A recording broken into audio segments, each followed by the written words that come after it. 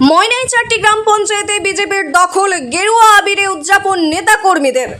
রাজ্যের রাজনৈতিক পালাবদলের আবহে পূর্ব মেদিনীপুর জেলার ময়না ব্লকের 4টি গ্রাম পঞ্চায়েতে প্রশাসনিক নিয়ম মেনে নতুন প্রধান ও উপপ্রধান নির্বাচিত হলেন।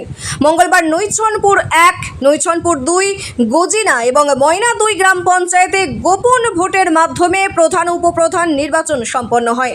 নির্বাচনের পর বিজেপি নেতাকর্মীরা গেরুয়া আবির মেখে উচ্ছ্বাসে মেতে ওঠেন। জানা গিয়েছে, রাজ্যের বিভিন্ন এলাকার মতো ময়না ব্লকেও তৃণমূল কংগ্রেসের একাধিক পঞ্চায়েত প্রধান ও পদাধিকারী পদত্যাগ করায় প্রশাসনিক কাজকর্মে অচলাবস্থা সৃষ্টি হয়েছিল। সেই পরিস্থিতি কাটাতেই প্রশাসনিক বিধি মেনে নতুন করে নির্বাচন অনুষ্ঠিত হয়।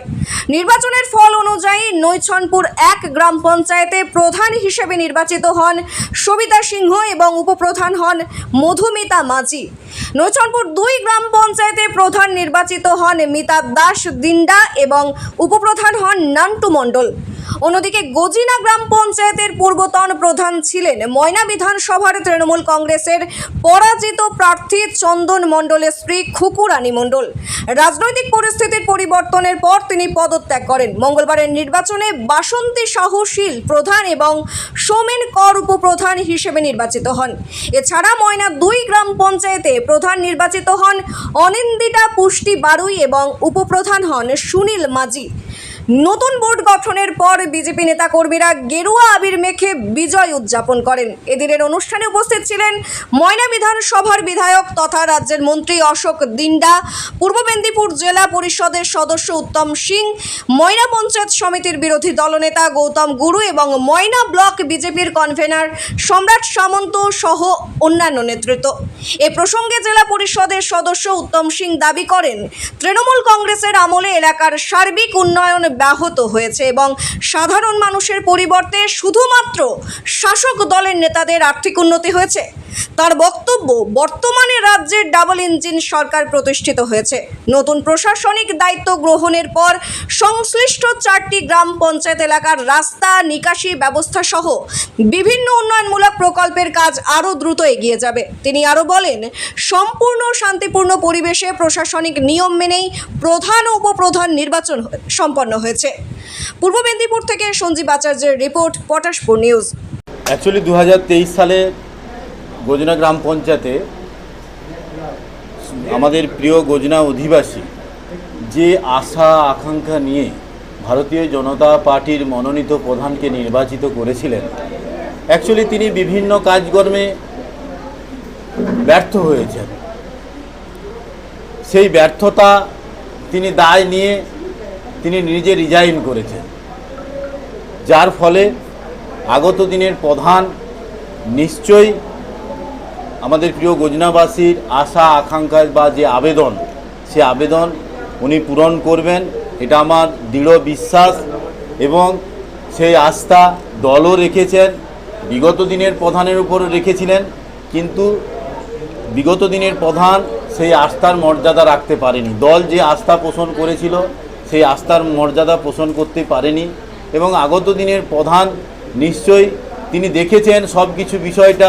তিনি 3 বছর অলরেডি শিক্ষা ও জনস্বাস্থ্যের সঞ্চালিকা ছিলেন, যার ফলে আমার দৃঢ় বিশ্বাস তিনি শিক্ষা ও জনস্বাস্থ্যের যে সঞ্চালনার কাজটা তিনি যেভাবে নিপুণভাবে করেছেন, আমার দৃঢ় বিশ্বাস তিনি প্রধানের দায়িত্বে এসে আমাদের গজিনাবাসীর তিনি অনেক উন্নয়ন প্রকল্পে লাগবেন এবং তিনি অনেক উন্নয়ন প্রকল্পে সহযোগিতা করবেন মানুষকে, এটা আমার দৃঢ় বিশ্বাস।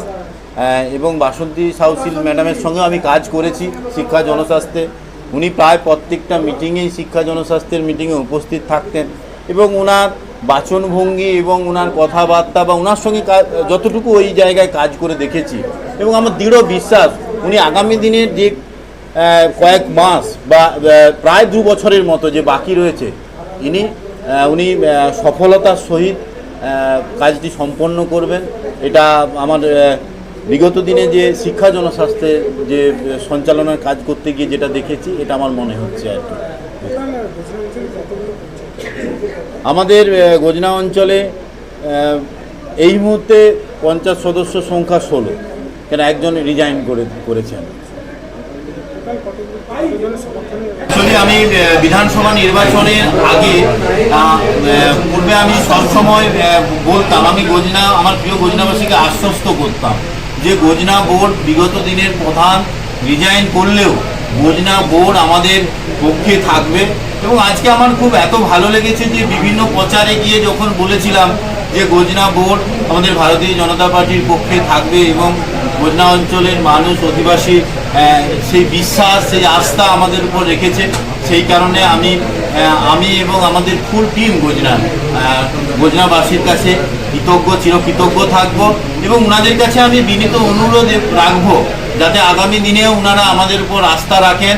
আমরা স্বচ্ছতা সততার সহিত যে সকল সরকারি প্রকল্পগুলি সমভাবে বন্টনের চেষ্টা করা হবে এবং যে প্রকল্প যে যোগ্য যেটাতে যিনি উপযুক্ত আমরা চেষ্টা করব সেই প্রকল্পগুলি নিরপেক্ষতার সহিত বজায় রেখে জনসাধারণের মাধ্যমে জনসাধারণের কাছে পৌঁছে দেব।